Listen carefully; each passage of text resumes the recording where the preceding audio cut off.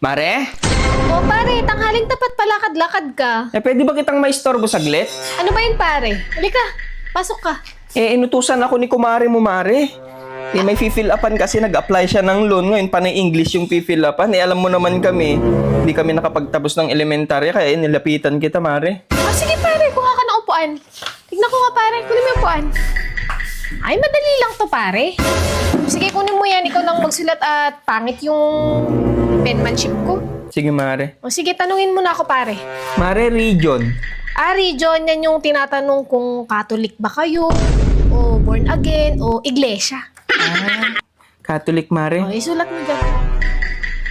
Dali lang yan pare. Ganito yung spelling niya, Mare. Oo, tama yan pare. Extension, Mare. Extension, tinatanong yung mga extension nyo sa bahay kung ilan ba. Ay, 7, Mare. O, isulat mo 7.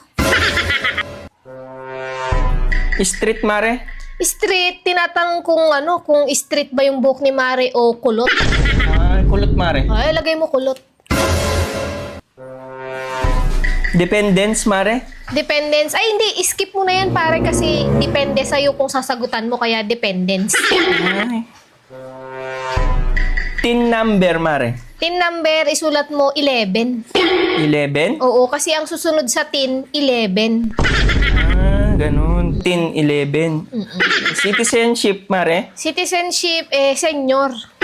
Senior? Oo. Senior. Tama ba ito, Mare? Oo, tama, pare. Labor, Mare. Ay, tinatanong kung nung nanganak si Mare kung normal ba o CS nung nag-labor. Ay, normal, Mare. Oo, sulat mo normal. Ma-approve na kayo dyan, pare. Hahatian nyo ba ako dyan, pare? Mare, huwag ka mag-alala. Basta ma-fill upan lang to ng maayos.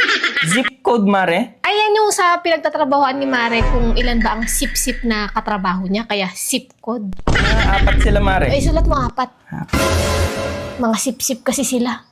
Purpose, Mare. Purpose, tinatanong dyan kung nakapag-purpose ka na ba kay Mare bago kayo kinasal. Ay, oo, Mare. Tapos na.